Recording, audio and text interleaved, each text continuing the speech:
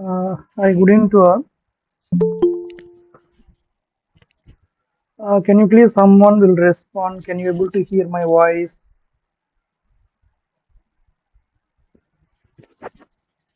Yes, sir. You can hear. Yeah. Can you able to see my screen also, right? Yes, sir. Yeah, okay. Good evening all. I think I have given one session on cloud computing for smart gate. I will quickly recap one more time what is cloud computing for smart grid. At the same time, fog computing for smart grid. Okay.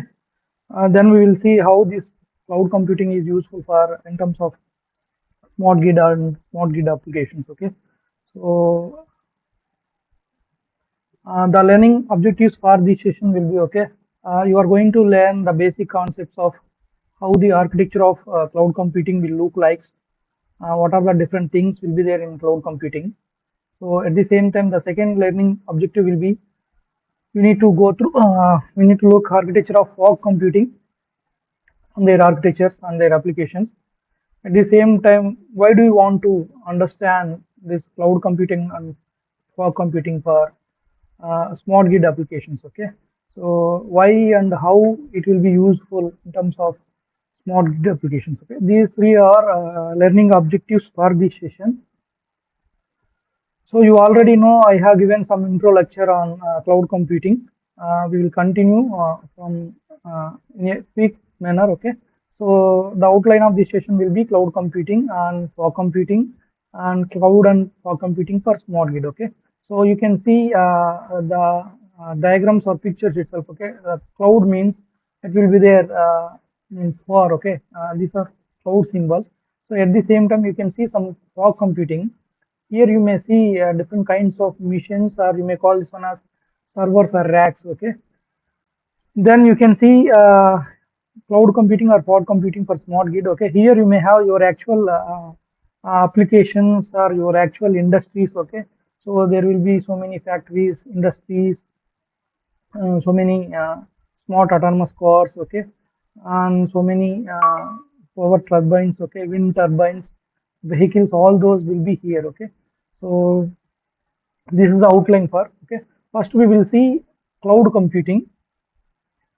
So I think you already know why do you need cloud computing. The last session I have explained. One more time I will give some explanation. Okay, so we will take, okay, in terms of because you are electrical people, in terms of electricity. Okay, so for example, in every household in India or around the world, okay, you are going to generate some kind of electricity. Okay, so where you are going to store that entire data? So you need some storage. Okay, actually you need to store in some servers or data storage. Okay, so if you are storing in some server or any data center, so you need to maintain that server separately.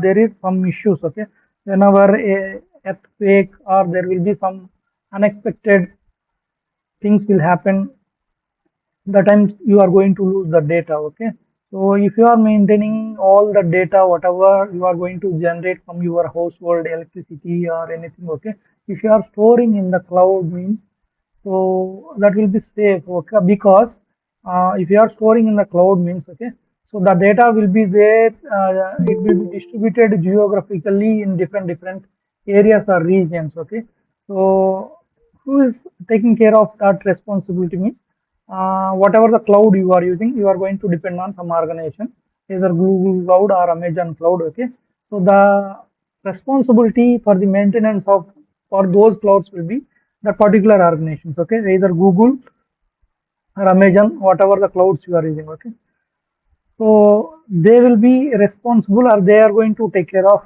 everything. You no need to do anything. Okay, that is the biggest advantage of cloud computing.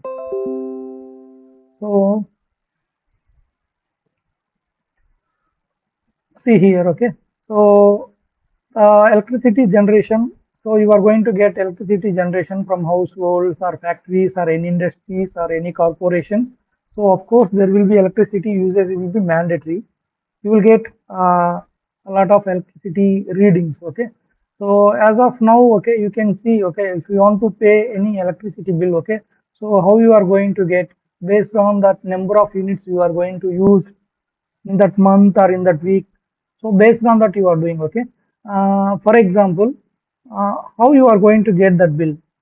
So as of now in India, okay, if you want to read your meter or how much you have used per month, okay, if you want to compute those things, so one person from electrical department, he will come and he will take your meter reading, and then he will check the previous month reading. That means end of that month reading. At the same time, he will check this month of meter reading, and he will subtract. Okay, he will subtract that one. Then you will get that number of units or number of units you have used. Okay, so that is how they can able to calculate the number of units used per month. Okay, so this will take a lot of human power. Okay, so see, India is have more population and more industries and more households. Okay, so as of now you can see this kind of systems. Okay, so this is very typical and very difficult. Okay, you need to have more human power. Okay, so instead of this thing, what we will do is, instead of taking that entire meter reading manually, what we will do is we are going for sensor based meter reading. Okay, so you can insert some sensors, okay, or else you can build some kind of smart meters. Okay, so that smart meters or sensors will be responsible. Okay, so without any human intervention, what we will do is it will compute that a number of units you have used for your home or for your organization or for your company, okay, whatever it is. Okay, so with the help of this kind of smart technologies or smart meter thing will come into picture. Okay, so what this will do, this will generate whenever you are using any sensors or any smart meters, what it will do, it will generate lot of data each and every second. For example, you are using in 1 minute one kind of I mean 1 meter reading will be there, another minute you may have another reading will be there. So what is happening is, here you are getting huge amount of data from that smart meters, right? So where you are going to store that entire data? Each and every time you are getting data, you want to store, okay? So if you are generating some data from your smart meter, means you need to store them into somewhere, okay? So that somewhere is we are going to prefer for cloud. So in world and as people are used to some servers and data, some data center will be there. Now people are using to store that entire data. So in cloud, okay. So this will be major reason why we are moving for cloud for smart grid, means this is the reason. Okay, so I think you already know this cloud computing definition as per NIST, National Institute of Standards and Technology, USA. Okay, cloud computing is a model for enabling convenient and on-demand network usage to a shared pool of configurable computing resource. Okay, so you no need to do anything. Whatever the cloud computing company you have subscribed or you are going to use it for, okay, so they will provide everything: networks, servers, storage, applications, services, all those things they will provide. Okay, what you want to do is you just use on demand. Okay, on demand services. Based on that you can pay for them. Okay, so this is, okay, rapidly provisioned. At the same time it will be released with minimal management effort. Okay, so if you want to maintain all these things, you don't need to put any extra efforts. Okay, this will be a very minimal effort will be there. So that's why people are preferring to store everything, all data generated from these smart meters, they want to mm, store in cloud. Okay, so you already know this thing also. There is 543 principle for cloud computing. So there are five essential characters will be there for cloud computing. So one will be broad network access, rapid elasticity, measured service, on-demand service, resource pooling. In last session also we have seen, okay, five essential characteristics. Three service models are there: SaaS, PaaS, and IaaS. Okay, SaaS means software as a software as a service, platform as a service, and infrastructure as a service. Okay, then four deployment models will be there. Okay, once you have used some kind of service model, you need to deploy something. Okay, you need to use some kind of cloud. Okay, whether you are going to go for public cloud or private cloud or hybrid cloud or community cloud. Okay, so we have seen all these things in previous class. Once again, I am giving a quick recap. This is how a typical cloud computing model will look like. Okay, so this will be based on 543 principle. 5 essential characteristics will maintain that particular cloud provider. 4 kind of deployment models will be there: public, private, hybrid, and community. And 3 service models will be there. Okay, we will see these things one by one a little later also. This will be the okay. So this is a simple, well-structured, and disciplined way of understanding cloud computing. 5 characteristics and 4 deployment models and 3 service models together. It will explain the key aspects of cloud computing. Why you want to? What is the need for cloud computing? So these 5 essential characteristics. One is on-demand self-service. So here some public or user will be there, or you may call this one as some stakeholder. Here your cloud data will be there. You send some request, it will give some reply. Okay, this kind of a kind of data transmission. You are requesting something, it will give a reply. Okay. Another one is broad network access. Okay, so if you are having cloud, okay, you can able to connect so many devices. Or this is broad network access means irrespective of, for example, you take smart grid itself or any household. Okay, for example, there are 100 household data is connected to a specific cloud. Okay, suppose if you want to give a new connection to 101 household. Okay, so again you just connect to this particular cloud only. Okay, no need to go for a new separate cloud. Okay, so that is broad network access in real time also. So whenever many devices or many households, many factories come to picture, you can directly connect to this particular cloud and you can directly access this cloud. Okay, so that is the advantage. So one characteristic will be essential characteristic will be on-demand self-service. Another one will be broad network access. Next one is resource pooling. Okay, you have so many resources, you just utilize those resources properly. Okay, so that is another character. Then rapid elasticity. So for example, you have a cloud server having some kind of some 100 GB storage or 1 TB storage. Okay, suppose you want to more, you want to use more. Okay, because you are getting more data, you want to use more. Okay, so you no need to do. Okay, so they will escalate or they will enhance that servers. Okay, so that is called elasticity. Okay, based on your demand, they will give elasticity. So if you are using more service, then they may give some bill. Okay, based on your usage, they will give more bill. Okay, then measured service. Measured service means for everything you need to have some kind of measurement, some kind of reports, something you need to maintain. Okay, so that will be the 5 essential characteristics. So the next one, okay, we will see. Okay, this is the request. Okay, for example, the stakeholder or the company is requesting, I need some 20 GB data now. Okay, so with the help of some software application, uh, okay, that is API request. Okay, application program interface request. With the help of that request, the stakeholder has requested something from this cloud. Okay, so they will send this data. Okay, 20 GB kind of result they will give. Okay, so this cloud will be unlimited. Okay, there will be no fixed size of clouds. Okay, it depends on that company, they will fix. Okay, if you want anything 20 GB, 100 GB, or 2000 GB, you just based on your demand they will provide. Okay, what is this on demand self service means? A consumer can utilize computing capabilities such as server time, network storage, without requiring any human intervention. Okay, so this is important. Right? No need to do any human intervention. Okay, if you want to access, you just send some request through software application. They will provide. Okay, they will provide that service. Okay, so that will be the on-demand self-service. The next one will be the next essential characters will be broadband network access. Okay, so like as we previously mentioned, what is that broadband network access means?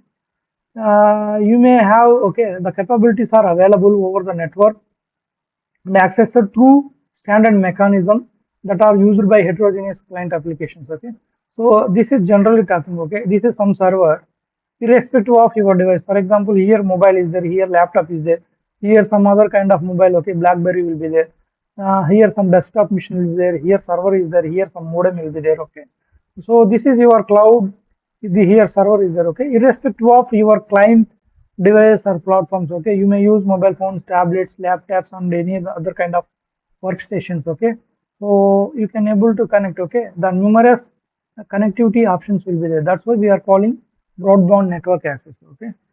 For example, if my cloud will support only mobile device, then people won't prefer, right? If we don't know, okay, what kind of device people are using, um, how the requests are placing, okay, through laptop or through mobile or through server or through workstation, okay, we don't know. So that's why always, whenever you are designing a cloud, okay, this cloud will be supported to any device, okay. So that is called heterogeneous client platforms. The next characteristic will be resource pooling. Okay, so we here we have so many resources. Okay, so for example, this is computer pool. Whatever you are seeing in red color, this is computer pool. The next one you can see network pool. Okay, for network you need to use the next one storage pool. Okay, so some kind of storage pool. So what is meant by this resource pooling means the provider's computing resource pool to serve multiple consumers with different resources. For example, some people they just require some storage. Some people they require some kind of network they require. Some people they require some computers or some machines they require. Okay, so based on their requirement, okay, you need to provide those resources. Okay, so that is called resource pooling, or you may call this one as dynamically resource allotment, dynamically assigned or reassigned, reassigned of resources. Okay, so according to consumer need. Okay, so this will be best example. Some people they require storage, some people they require processing. They need to process their applications in a fast manner. Some people require memory, some people require bandwidth, network bandwidth. Okay, so these are different kinds of uh, expectations from the cloud. Okay, so I will give one best example. For example, if you want to watch or if you want to watch a movie, some full HD movie. Okay? If you are having low bandwidth, okay, then that streaming will be always it will give some delay. Okay, so you will get irritated and you will get bored. Okay, so then what you will do? You just need bandwidth. Okay, you just need the high network bandwidth. In such cases, your requirement is different. Some people they have their requirement. They need to store their data in some way. Okay, they need more storage like that. Okay, so this will be another essential characteristics. So the another one is, as we mentioned, rapid elasticity will be the next essential characteristics. Okay. So for example, what is this rapid elasticity means?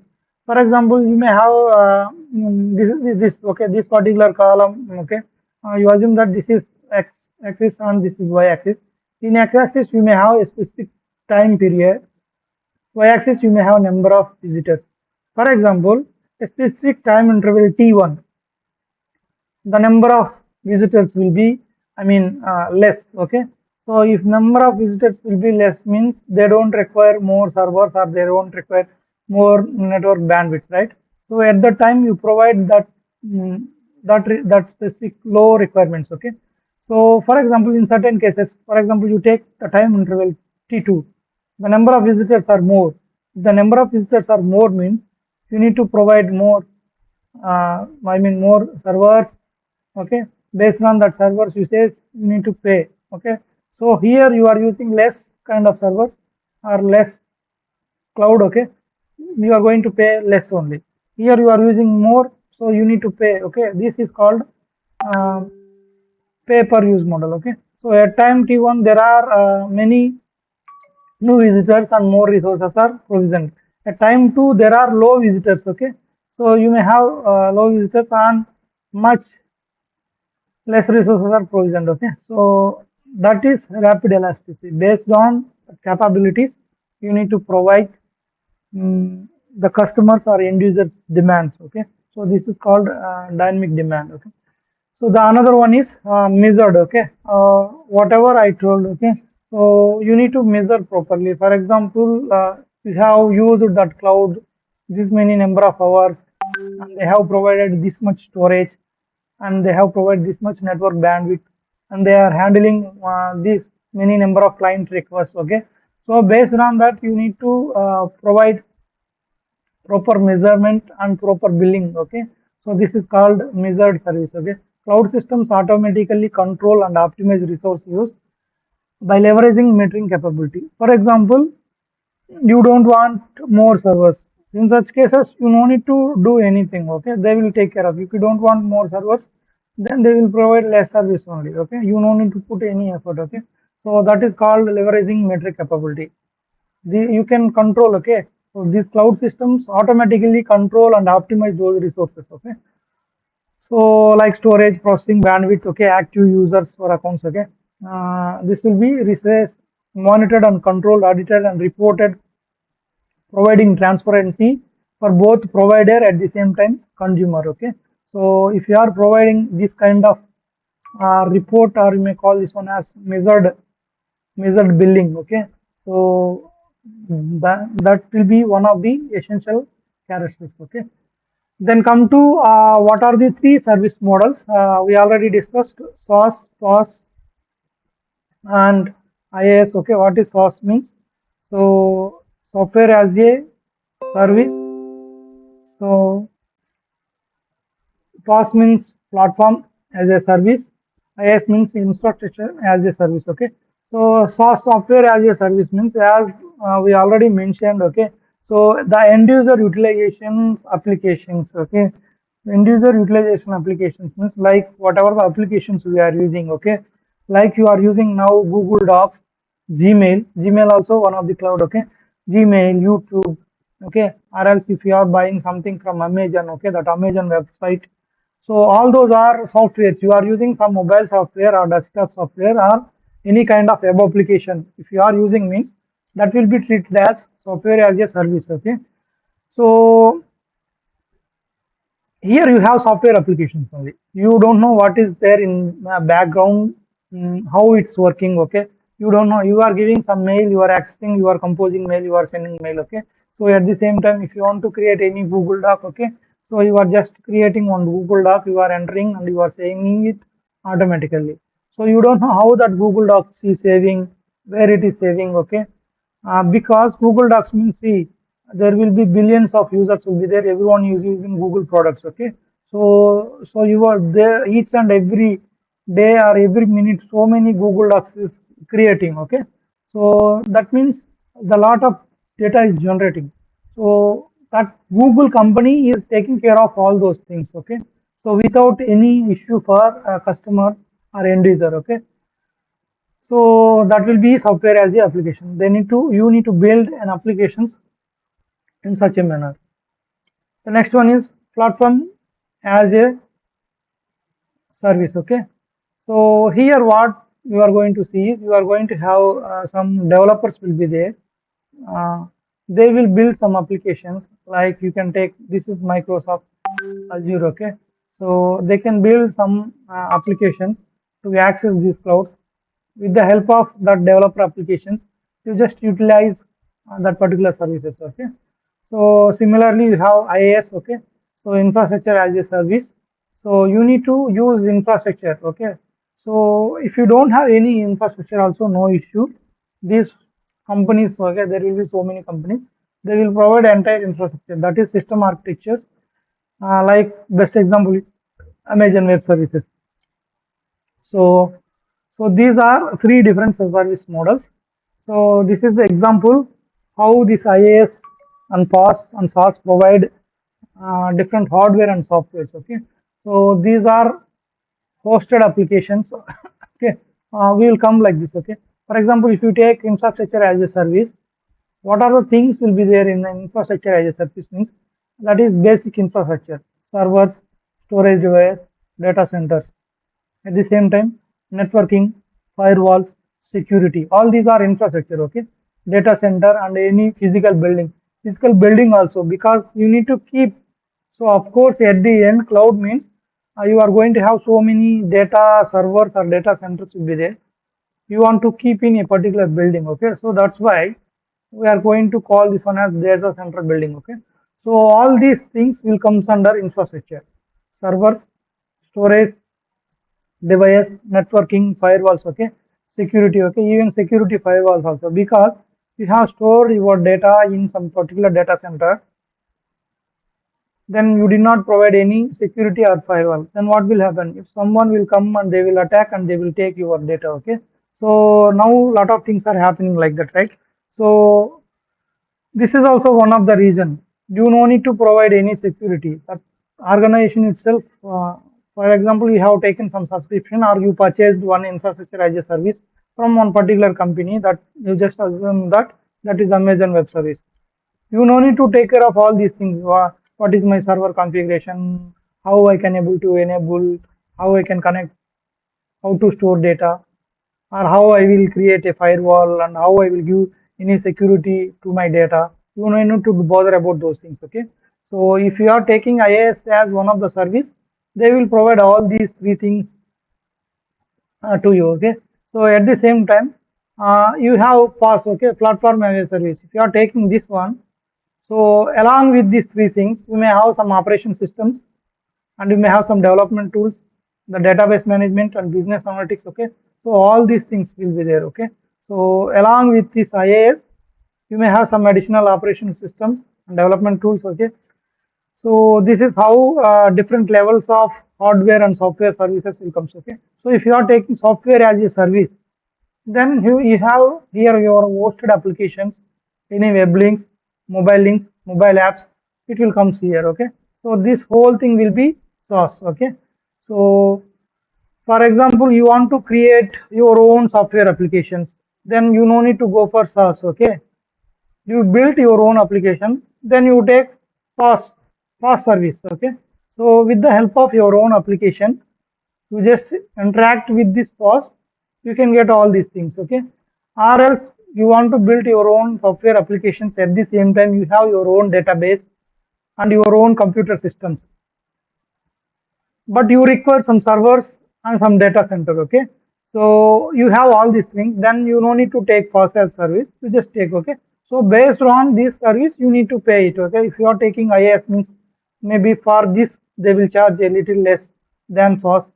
If you are taking PaaS, okay, then it will be less than SaaS. Okay, based on your requirement they will charge. Okay, so this is how the level of hardware and software services will be involved in cloud computing. Okay, so if you take this as a kind of stack, so this is how it looks like. Okay, so for example, let us assume that there is Windows Azure will be there. This is on premises.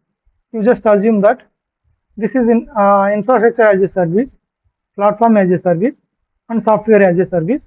This is your own thing. Okay, so for example, my Windows Azure is there, you want to manage everything. That Microsoft Windows Azure means this is Microsoft Cloud. They want to manage everything by themselves. Okay, then applications they want to manage by themselves, data, runtime, any middleware softwares. Okay, any operating systems, virtualization, servers, storage, networking, all those things they need to manage by themselves. So you can call this as on premises. Okay, on premises kind of software stack. When it comes to infrastructure as a SaaS, okay, now come here. Whenever you are taking this infrastructure as a service, you just observe, previously we have seen infrastructure as a service. This you want from the cloud company, you want to manage all these things by yourself. Okay, so that's what we have discussed. See here, you can manage your applications, data and runtime environment, middleware and operating system. The remaining infrastructure, virtualization, server, storage, networking, it will be managed by Microsoft company. Okay, so that is called, this is called a kind of software stack.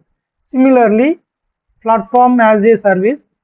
Whenever you are taking platform as a service, you just manage your applications and data. The remaining things, runtime environment, middleware, operating system, virtualization, these things will be managed by Microsoft. Okay, but if you are taking software as a service, okay, you observe this entire stack. Everything will be managed by Microsoft. You just use. Okay, you no need to do anything. They will provide everything to you handy. Okay, everything will be ready made.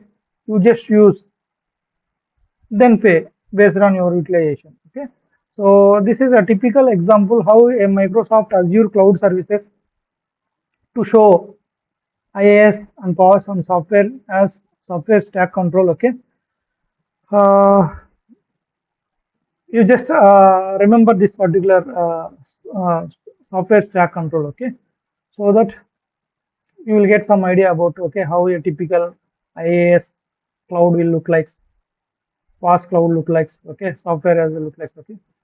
Then come to we need to know some companies also, the major vendors who is providing software as a service, one of the cloud application. So Google is one of the, okay, Google Beta, they are providing software as service, one of the major vendor. At the same time, Salesforce.com, okay. So and IBM, Lotus Live, okay, NetSuite, these are the major vendors. They will provide SAS. Then come to PaaS, okay. There are role-based, long jump, Google App Engine, Windows Azure, and Force.com. These are providing best platform as a service, okay. So these companies will provide SAS. These are the vendors. They will provide SAS as a service. The best companies for PaaS will be, these are the some best companies. Okay, Windows Azure, Force.com, Google App Engine, role-based and long jump. And when it comes to IaaS, infrastructure as a service, okay, the Rackspace, Join.it, Amazon Web Services, and VMware. These are the different vendors for different services. Okay, so you need to know at least few company names. You need to remember. Okay, then come to you have seen five essential characteristics at the same time. Different service. Okay, um, models. Then come to deployment. There are four deployment models will be there: public cloud, private, and community cloud, and hybrid cloud. Okay. So what is this public cloud means? Okay, you can see. Okay, elasticity is one of the nature of this public cloud model. Utility, pricing, leverage, expertise. Okay. Private cloud means full control. It will provide. Okay, you just observe. It will provide some kind of security. You will see more detail about these things. What is public cloud, private cloud, and community cloud in the upcoming slides. As of now, full control, okay, whatever your cloud, if you are using private cloud, so it will be full control, regulation, full flexibility, okay. Community cloud means based on your shared, you want to share something to some particular group of people or some particular community, okay, then you just prefer community cloud. Then hybrid means it's kind of mixed cloud, okay, public plus private you may call hybrid, or public plus community you may call hybrid, or you can combine all these three clouds, then you can call this one as hybrid cloud, okay. So we will see one by one. For deployment model, public cloud means you have your industries or your company is here, you have your public cloud, okay, public cloud. This public cloud is open access for anyone, okay. So the cloud infrastructure is provisioned for open use by the general public. There will be no restriction. Public cloud means anyone can use, okay. So it may be owned, managed, and operated by a business or academy or government organization, okay. So generally this public cloud will be used by owned by some company, either it may be academic or government or any business company, okay. So the best public cloud service providers are will be Amazon Web Services will be. This is one example. There are other public cloud service providers also there. Amazon will be one of the best public cloud provider services. Okay. So you have seen this is the how a typical public cloud will look like deployment model. But next come to here. Okay. This is private cloud. You see, the cloud infrastructure is provisioned for only exclusively used by a single organization. You may have multiple consumers, but it will be used for single organization. For example, you take a particular company or you take your institute itself, okay. Your institute itself, they want to maintain a cloud, okay. So you need to go for private cloud, okay. Because who are going to use that private cloud means your institute means maybe your staff and your students, okay. You are going to use it. For example, if I want to access your cloud, okay, then it is not possible because you are going to use private cloud. The other people from other colleges or other universities, they are not allowed to access your college data from anywhere, okay. So this is also owned by and managed and operated by any organization or any third party or combination of both, okay. So the best example for this one is Amazon AWS government cloud. Okay, generally for government sectors, so they will prefer, okay, private clouds. Okay, because it depends on the data. The government sector data will be sensitive data.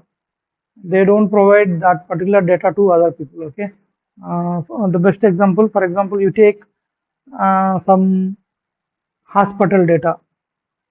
In that hospital data, there will be a lot of patient sensitive data will be there. Okay, so you need to store the data in securely. You can go for private cloud. If you are storing that sensitive data, health patients data in public cloud means, if someone is accessing means, then it will be problem. Okay, that is kind of data breach. There will be some security problems. Similarly, the next one will be you may have some hybrid cloud. Okay, the cloud infrastructure is composition of two or more distinct cloud infrastructure. You combine private, public, or you combine public community like that. If you combine different kinds of, for example, you see here. Okay, so this is private and this is public. Okay, if you combine these things in, you will get hybrid cloud. This is the standard. uh, it will enable, what is the advantage of using hybrid cloud means, it enables data and application portability. Okay, so for that purpose only you are preferring hybrid clouds. The example for this cloud will be an enterprise can deploy private cloud to host sensitive. Okay, like Google compute engines will be the one of the example for hybrid cloud. Okay, then community cloud. Okay, what is this community cloud means? The cloud infrastructure is provisioned exclusively used by a specific community of consumers from organization that have shared concerns. Okay, for example, previously we discussed, okay, all the government data will be stored in a specific private cloud. For example, inside that government, there may be different departments will be there. Okay, defense, okay, home ministry data, defense ministry data, railway data, like that. Okay, so you can assume that each and, okay, home ministry, defense, railway, these are different kinds of communities. Okay, so if you are having such kind of requirement, for example, you can give railway information to public, but you can't able to give the defense information or any kind of defense data to anyone. Okay, so in such cases, just go for community kind of cloud. So again, it will be owned, managed, and operated by one or more organization in the community, even sometimes third party also. The best example for this community based means US based dedicated IBM software cloud. Okay, so for federal agencies. Okay, so this will be the different kinds of uh, cloud deployment models. Okay, so the next one is cloud computing for, see, this cloud computing is not only for okay, you just don't think for it is for computer science people or it is for some specific, those whoever is using a computer, it is for them. Okay, don't think like that. Okay, so for example, here they have given, we have given one case study, that is transport system in Norway. Okay, so this is transport system, there will be so many vehicles are there. So if you take, I mean, Indian transport system, our roads, and we don't follow proper traffic rules. But if you take foreign countries, they will follow all traffic rules very strictly and each and every time. Okay, so the vehicle information is with government. Okay, so they need to follow properly. If any issue or if any accident will happen, okay, immediately they will get that vehicle number and that vehicle details. How is it possible means, because they will use some kind of cloud computing data. Okay, so if something is happened, if is there any dangerous things, or is there any kind of attacks or any kind of accidents will happen, immediately the data will be sent to the cloud. Okay, the respective department or the respective government will take appropriate actions um, based on that issue. Okay, so this is one of the case study. Okay, similarly, you may have cloud computing for healthcare. Okay, this is Norway example. Not only transportation, we can use it for healthcare. Okay, like we can use it for smart grid also. Okay, healthcare also, here we have a set of hospitals will be there, all the data will be stored in some cloud, okay, you may use SaaS, PaaS, IaaS, okay, you may have different customer one, okay. Of course, if you want to use cloud means you need to connect via internet only, okay. So you have via internet. For example, you want to connect from other network. This is one kind of NHM data center. You want to access this data, okay. This is different data center, this is different setup. If you want to have such kind of requirements, this is one different network, this is another different network, okay. So if the network is changing, you need to use some VPN, okay, virtual private network, to form a two-way communication between these two clouds, okay. This is one kind of cloud, this is another kind of cloud, okay. So this will be the another kind of example. You can use cloud computing for healthcare center also, okay. So I'm just showing. So why we are using VPN means for information security and control, okay, virtual private networks, okay. Uh, then what are the challenges, okay? As of now, okay, in last session and this session we have seen the cloud computing. So what are the challenges you have observed in cloud computing? So we will see, okay, what are those challenges. So what is this, okay, the first observation will be, so previously people are using, okay, some data, they are going to consume it for some data. But when it comes to nowadays, okay, the present day, previously only data consumers are there. But nowadays things have changed, okay. So this people are public, they are not only the consumer, they are not consuming the data, at the same time they are producing the data also, okay. Like you can take YouTube, or you can take TikTok, or you can create any Twitter messages, or you can create any Facebook mail post. Everything will be what you are doing, you are producing the data, that means you are creating the data. So in each and every minute, okay, so there will be vast, okay, huge amount of data is generating from different applications, okay. So that's why you are not only consumer now, the trend has changed. So you are the producer of data also, okay.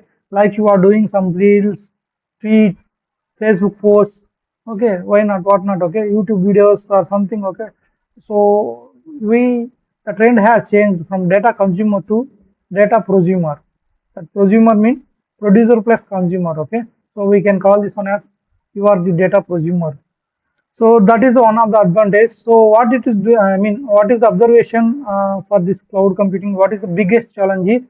So each and every minute we are getting large number of data. This is one of the biggest challenge.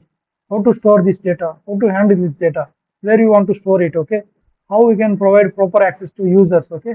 So these are the challenges will be there in cloud computing. Okay. So similarly, the another challenge will be end users are driving big changes, okay. So see here, this is the some statistics, okay, from YouTube or Americans or any Snapchat, Netflix, Google, whatever, okay, Google Siri, Tinder, so Dropbox, these are different kinds of applications or software. You are going to use it, okay. Each and every minute, so there will be vast number of, if you take YouTube, okay, so in a single minute, all the YouTube users will upload 100 hours of new video content. At the same time, Instagram users, they will upload crores and crores of new photos each and every minute. I'm talking in terms of minute. Every minute you are getting this much of data. Where you want to store the data, okay? So this is another data. We may have lot of applications are there from end user side. You need to store the data in somewhere where you want to store that cloud, okay. So the storage will be of course cloud, but you want to handle this big data, right? This is kind of big data. How to handle this big data? So that is the another big challenge, okay. So that is the another big challenge. These are the new challenges for cloud computing, an end user perspective or end user kind of thing, okay. Now come to here, you may have some other challenges also, if you take, okay, First new challenge, okay, for cloud computing will be data transmission. For example, you are producing data, you are storing the data into cloud computing. So next one is some data consumers will be there, okay. They need to request some data and they need to get, okay. So this is important. This step is called a bottleneck. This is data transmission. So some people has produced data and they store the data into some cloud. So there will be some data consumers are there. They want to request that data and they want to utilize. This is cloud computing principle. How a cloud computing principle will look means some producers will be there. The data will be stored in cloud. Some consumers will be there. So this is kind of, you just imagine, okay. It may be some YouTube or some application. You imagine it. So some people are producing and they are keeping the data into cloud. So many people are using, so many people are consuming that same data. They need to send some request, they need to observe that result. So this process is called data transmission. So with the growing that data, okay, so what we are interested is the speed of data transmission is becoming the bottleneck problem. For example, if we are not getting proper speed, okay, then there is no use. The consumers will be less, or consumers will be they will get some irritation. Then they won't use that producing whatever the data you have produced. They are not interested in those things. Okay, the speed of the data transmission is one bottleneck issue in the cloud computing paradigm. Okay, so one best example is, we will see one example. For example, this is a flight, okay. So this flight, like Boeing 787, okay, each and every second, it is generating some data, okay. This is like you assume that it is generating some 5 GB data per second, okay. Uh, it will be the bandwidth, okay, between the airplane and satellite, okay, or base station, to assume that, okay. So on the ground is not large enough for data transmission, okay. So whatever you are doing, this bandwidth or base station, okay, whatever you are using satellite communication, this is not enough. It needs to transmit 5 GB data in every second from airplane to satellite or from aeroplane to base ground, okay. So this is not enough, okay. This is one of the uh, new challenge, because each and every second we are getting that much data from this aeroplane, okay. So the second challenge is latency. The first one you have seen in terms of first challenge, data transmission. The next one is latency, okay. Cloud may have high latency which does not fit certain applications, okay. So maybe some cloud applications, it have some high latency. Latency in the sense means, for example, it's kind of computing, okay. It will compute in that cloud, it will compute and it will process your information. Whenever it is doing such kind of task, okay, like computing something, and it needs to provide some information to you, of course it will take some time, it won't give immediate reply, right? So that is called latency. So whenever you are taking cloud, okay, it will handle some kind of central computing thing will be there. It will take some high latency. This is the another challenge. The next one, okay, you just take, this is some kind of autonomous car vehicle. There are big data we are getting, okay. This is, okay, a vehicle, autonomous vehicle, big data, okay. So for example, if you want to this particular autonomous vehicle, it want to travel from one particular location to another particular location, you assume that it needs to travel some 2-3 kilometers, okay. So this autonomous vehicle, what it is doing is, so it is having so many sensors and data. Based on that sensors data, it will drive, okay. Autonomous means the particular software, it will drive automatically, okay. Autonomous means automatically it will drive, right? So the source for this data will be vehicle sensors and driving recorders. Recorders means they may have some cameras, okay, front and back, they may have a lot of sensors. So these are different types of sensors: vehicle distance sensor, rear obstacle sensor, emission and air condition, okay, accelerators, electronic, these all the, okay, road condition data, how a road condition will be there, okay. Collision detection, suppose if something will come in front of this vehicle, okay, so the sensor will detect and it will stop the car, okay. This is collision detection sensor. Side obstacle sensor, Is there any vehicle passing through side or beside this vehicle? Okay, it needs to sense that one. Fire detection center, is there any fire? Something is there. Fuel quality, airbag, battery sensor, driving monitoring. Okay, all these are the features of this particular vehicle sensor will be periodical features, long-term capture. Okay, it will capture the long-term capture. So if you take source means vehicle sensors and driving recorders, if you take that usage scenario, it is self-driving and collision avoidance. Okay, so the vehicle will travel by self-driving. Okay, no one it will travel automatically. Make sure that there will be no collision. That is collision avoidance. Okay, so we are getting okay. This is okay. If you want to travel from 1 kilometer to another kilometer or one place to another place, this itself giving lot of data. This is called vehicular big data. You need to handle this vehicular big data, and you need to control your vehicle within short span of time. Okay, so even though you can control after 1 minute means there is no use. For example, in front of this car there is another car is coming. You need to capture with the help of these sensors. You need to capture it and you need to guide properly. You need to go left or right, or you need to apply brakes. You need to process it and you need to take decisions properly. Otherwise, if you are taking after 2 3 minutes, then what will happen? Definitely, so there is some collision occurs. Okay, so this vehicle will be damaged. Okay, so that is we need to handle all that vehicular big data in a very short span of time. This is another kind of thing. Okay, similarly, these are the different kinds of autonomous vehicles. Okay, so many challenges. So this is another challenge is privacy. Okay, as we discussed. Okay, cloud computing means that particular organization or company they need to provide privacy also. Okay, if you don't provide privacy, some people will capture the data and they can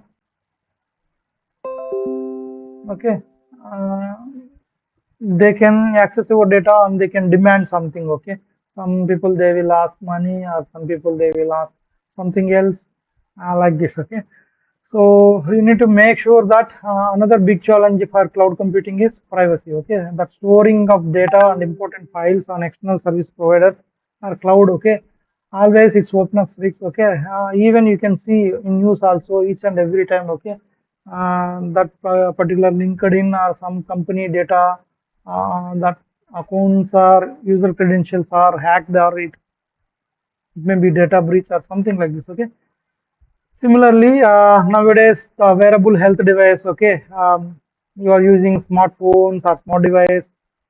Okay, with the help of smartphones and smart device, what you are doing, you are going to collect your personal data or your fitness data. You are going to collect it. Okay, where that particular data is storing. Of course, it is storing the data into cloud. Okay, so through that particular app, whatever the app you are using for that your Healthify or your fitness application, in that app it is saving your data.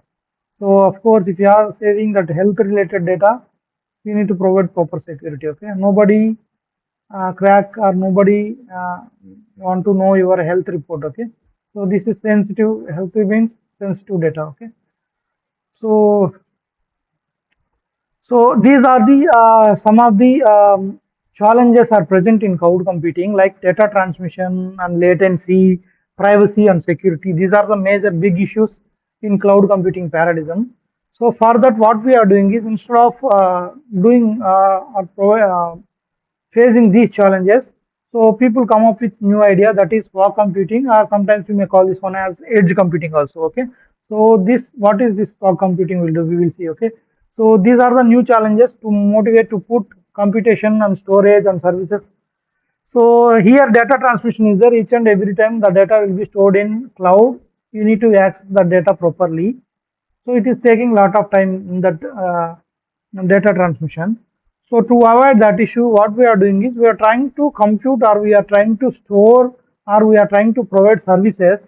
Instead of going each and every time to the cloud, we can do some computations on your device itself or nearby your device. Okay, so if you are handling or if you are doing such kind of things, instead of going each and every time to the cloud, You can handle or you can store your data, some data nearby your mission or in your mission. You can compute something means, so that will be good. Okay, you can able to do fast data transmission at the same time. There will be no latency. Okay, and at the same time it will provide some more security also, because no need to go for cloud. You can store some data in your mission. Okay, so if you are doing such kind of things, that will be the fog computing. Okay, so the expectation for this fog computing means at least 45 to 50% data will be stored or processed or analyzed at your end. Okay, that is called your edge. Okay, edge of the network. Okay, so you have some internet will be there, so it will be nearby your place or near to your desktop or near to your mission. 45 to 50% data they can do if by your place itself. That is called fog computing or edge computing. Okay, so we will see few more details about and fog computing. Then we can go for how this cloud and fog computing will be useful for your smart grid. Okay, so I will explain briefly about fog computing. Okay, according to Cisco definition, what is fog computing means? Fog computing extends the cloud computing paradigm only, that provides computation, storage, and network services between end device and traditional cloud servers. Okay, you just see. Okay, end device means your device, and traditional cloud service means this is your cloud service. Okay, so what it will do is, this is the paradigm. It will provide computation, storage, and network services between your device and between cloud. It will be there. Fog computing nodes are typically located at the edge of network, located away from the main cloud data centers. Okay, so edge computing and fog computing. Edge means any computing and network resources between data source and cloud data centers. Okay, we will see what is this edge computing. Okay, so this is the fog computing architecture. How a typical fog computing architecture will look like means, here you have cloud, here you have clients. Okay, it may be computer or any car or any health application or any smart meter, whatever it is. Okay, here you have your client data, or here this one you are going to call this one as end user applications or end user device. In between this cloud and this end user device, you may have fog computing or edge computing thing. Okay, that fog computing refers to a three-tier architecture. This is one tier, second tier, third tier. Basically, cloud means it will provide some centralized cloud services coexist. But when it comes to fog nodes, okay, so this is not centralized thing. Okay, so that is not essentially you need to do centralized computations. Okay, so it can do this fog node. Okay, we will call this as one of the node. Okay, so it will do its own computation. It will do its own computation. It will do its own computations and process and storage. Okay, so we will call all these things as nodes. Okay, fog nodes can range from resources. Okay, to more powerful cloud servers. Okay, this is also another application. You have some smart home things. Okay, smart lights, smart CC camera, and smart mixer or smart grinder, something like this. For our hand to handle all these things for your smart home thing, there is one fog node. If you want to handle your smart gadgets like desktop, mobile, and tablet, you have another fog node. All these two fog nodes will be connected to the cloud. Okay, so whenever you want to do any computation or anything, okay, instead of going each and every time cloud, okay, what it will do means, if you are doing anything related to your smart home, this fog data, okay, it will, this particular node is responsible to handle these kind of things. Here we have, if you want to do using this kind of gadget, this particular fog node is responsible to handle those stuffs. Okay, so that is fog computing architecture. So where is this fog or edge will look like? This is the best example for this. Okay, here you have your device, sensors, mobile device. Okay, so all these things will be there. Here your cloud will be there, your data center. Okay, so this is for end, this is okay, in between this cloud and device the fog is sitting. Okay, so this is three layer architecture, end device and cloud layer. Okay, so sometimes we may call this architecture also fog to cloud, F2C architecture. Okay, F2C architecture, fog to cloud. Okay, um, this is a typical cloud fog computer architecture will look like. Okay, you can see some major differences between cloud computing and fog computing.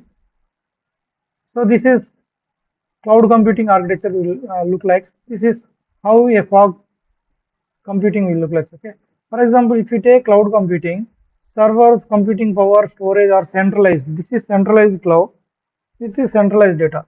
If you take fog, it is kind of distributed. Okay, so it will be distributed. That capabilities are the storage and processing things will be distributed to different fog nodes. So again, that location, the specific location of resources are not known to end users. Generally, where my data is stored, that cloud information is not known to end users. But if you are using fog computing means the specific location of the resources may be known to the end user. Okay, so here they have no or limited control of the cloud infrastructure. When it comes to here, end users may be able to manage partially. When you take cloud, okay, you don't have any control, okay. But if you are using fog means you just have some limited control, okay. You can able to manage a little bit partially something from your side, okay. So that will be difference between cloud computing and fog computing. Okay, what is the example? Okay, so if you are using fog computing, what is the example? Okay, so this is the one example I will explain, then we will move on to smart grid. Okay, so if you are using fog computing, okay, for example, you take a face recognition. A user uses an app, okay, in smartphone. Okay, you are using some smartphone to capture your face photo of herself or any other people, and the app will transmit that face photo to server either in a fog or Amazon EC2 cloud. Okay, the server will recognize the face by matching it into the local face photo of database. Okay, generally one example. Okay, so the face recognition is the one of the example. If you want to do face recognition, initially what you want to do is you need to enroll your facial data into some database or some cloud. Okay, so initially you need to enroll it. Whenever the next time if you want to recognize it, you can give your face data. It will capture by using some sensors or something. It will check that particular database or cloud. If it is matched, okay, then it can verify or it will recognize your face. So each and every time it needs to go to some cloud, okay, it will take some time to process and to verify that face data. Instead of going that one each and every time cloud, okay. So what you will do is you can store your face from your device itself, okay. For example, you have a class of 10 or 12 students, okay. I want to take your attendance. I developed a one particular device, okay. I stored that entire data in my nearby your place or in your device itself. So you all people are enrolled for that face attendance, face recognition attendance, face recognition based attendance. I have your 12 people database. So whenever you want to give facial data, I will take your photo. Already your database is there in my mobile or nearby that particular mobile.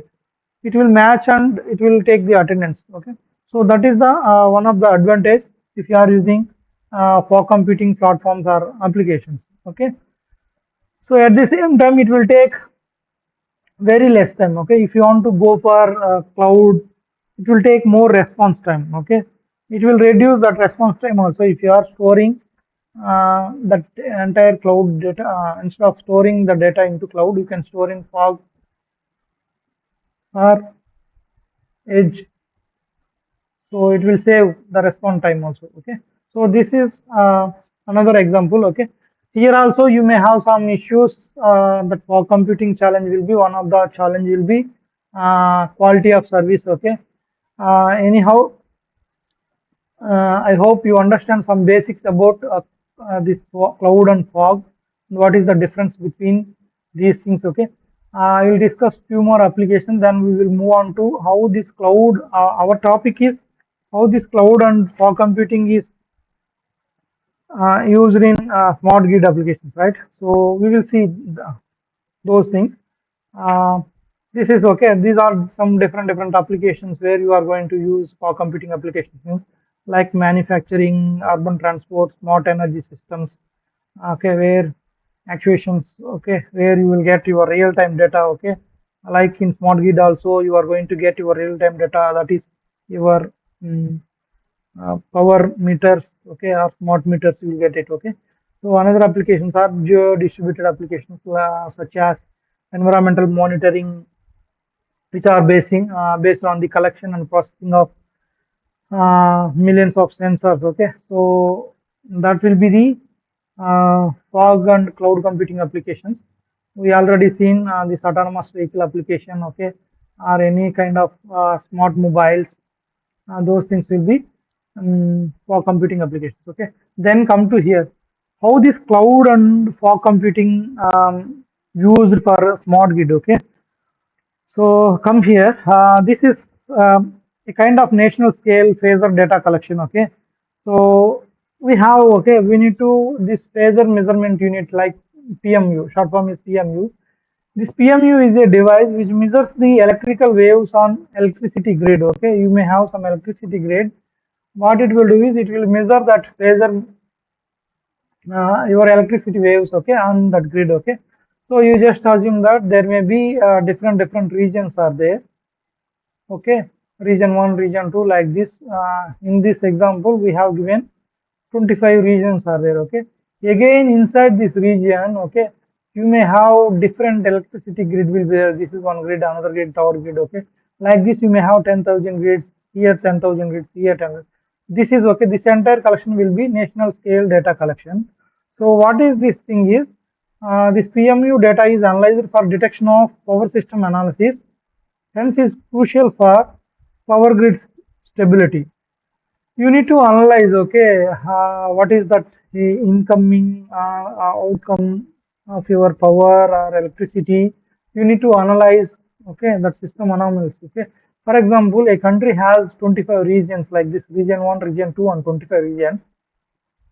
Each region has, okay, 10,000 PMUs, phasor measurement unit.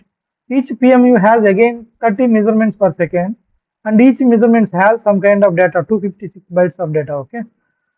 So it is generating that much data. You just assume that, okay. How much data it is generating from this example means the generated data, you have 256 size, 256 bytes of data, then 30 measurement units, okay, that will be 30, then 10,000 PMUs, 10,000 will be there, then 25 regions are there, okay. So per second in this country, okay, we are doing some analysis. Per second in this country we are getting 15 gigabits of data per second. You just assume per minute how much you are getting, per hour how much you are getting, per day how much. So this much huge data is coming. So where you are going to, how you are going to collect this data and where you are going to store this thing, okay. So that is the biggest issue. This is the one example, okay, how you will get. This is I think this American state, okay, North American power grid will look like this one, okay. So whatever the blue dots you are seeing, these blue dots are that phasor measurement units, PMU locations. Wherever you are seeing store, okay, that is transmission owner data concentrator. Wherever the red star you are seeing, that is regional data concentrator, okay. So if you take, okay, this is one simple example that North America power grid, okay, has on 2015, it will look like this data. This is the information why we are discussing this thing means per second we are getting this much amount of data in smart grids. So you want to store that data somewhere, right? So that somewhere is you want to store the data either fog or cloud, okay. So this is one typical example. For example, there is, okay, one day a blackout in 2003 caused, okay.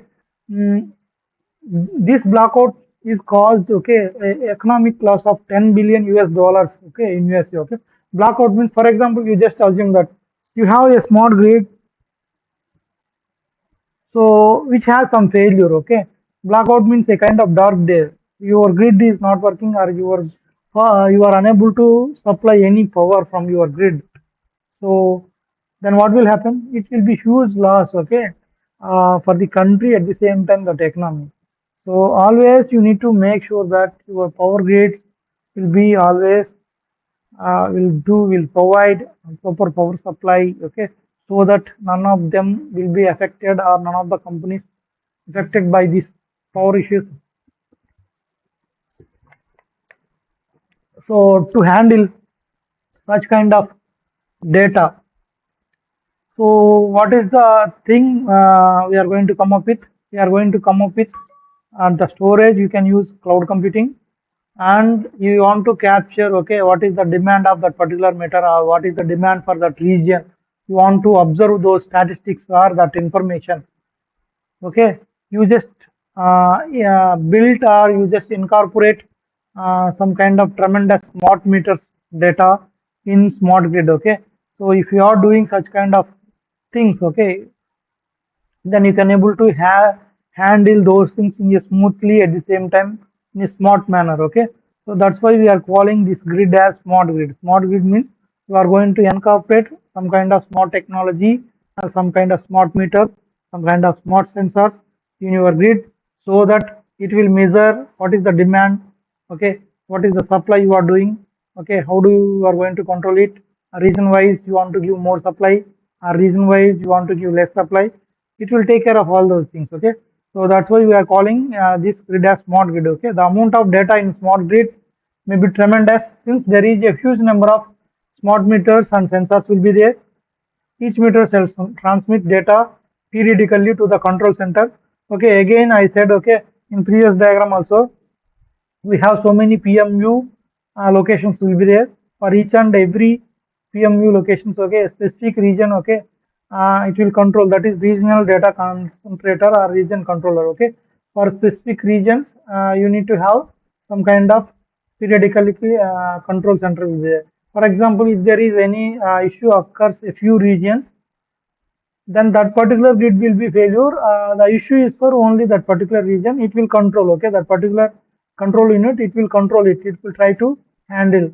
It won't affect other regions or other PMUs. Okay, like that you need to maintain your smart grid properly. Okay, so a smart meter should be 96 measurements per day, which leads again okay, smart meter means what it will do again. The duty of that smart meter is it needs to measure some statistics. Every day it will do some 96 measurements, which leads so many records. Every day you will get new records. Okay, each and every second you may have one new record, another new record. Okay, like that every day you will get billions of records will be there. That is your meter reading. So you need to handle all those data. Okay, so this is how a cloud or fog computing architecture for smart grid will look like. Okay, so for example, okay, this is cloud computing. A smart meter data is stored and processed in the cloud will look like. Okay, this is your wind farm, this is your, okay, power supply, this is your household, this is your cloud server. Okay, where this is the service provider, your customer will be there. Okay, sometimes you may use electricity, you may use solar panel also. Okay, this is wind energy, this is solar energy. Okay, you may use direct power supply also, but entire that thing will be managed the centralized cloud server. Okay, if you want to provide something to the customer, this service provider will take care of that customer based on their requirements. Okay, some people they require more energy, some people they require less energy. It will compute, that particular cloud servers will compute and they will provide. Okay, so these are the different kinds of energy or power supplies. Okay, you may get it from wind, or you may get it from solar panels, or you may get it from something else, water. Okay, so this is your power supply to the households. Okay, this is how a typical smart meter data is stored and processed in the cloud. If you come to cloud or fog architecture, okay, it can support low latency. This is, okay, this is your fog server.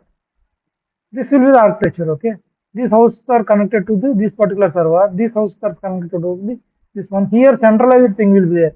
If something happens to this particular cloud, okay, that's it. every household will be, there will be no power supply.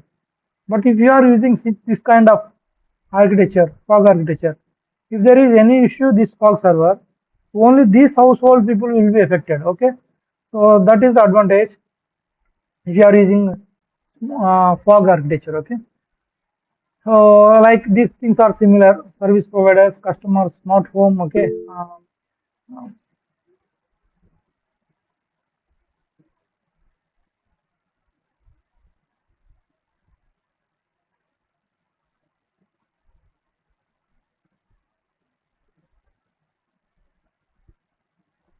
okay. So okay. Uh, can I continue or you want to? I think I got some message. Actually, I scheduled class for up to 7 to 8 p.m.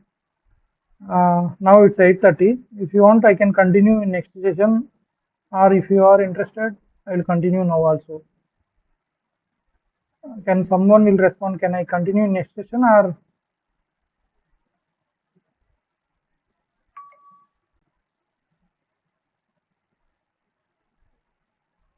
okay?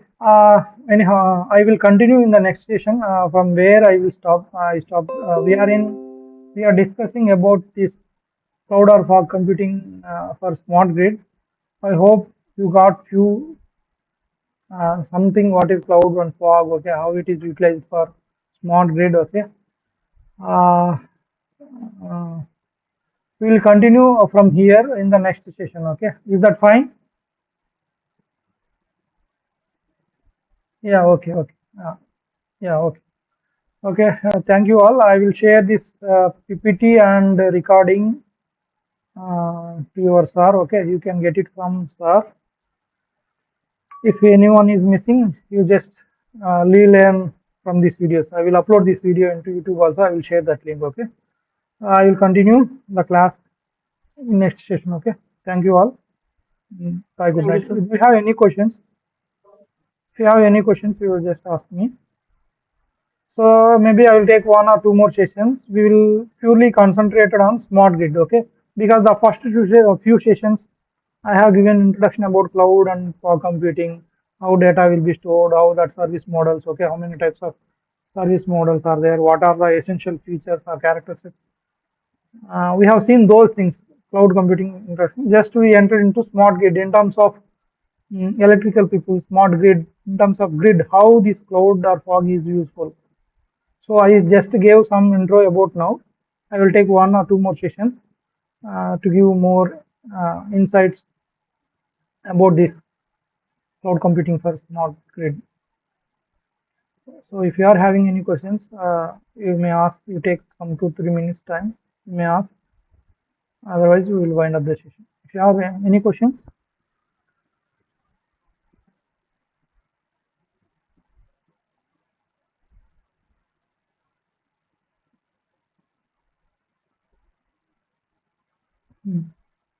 so if you don't have any questions, okay, I will wind up the session. Okay.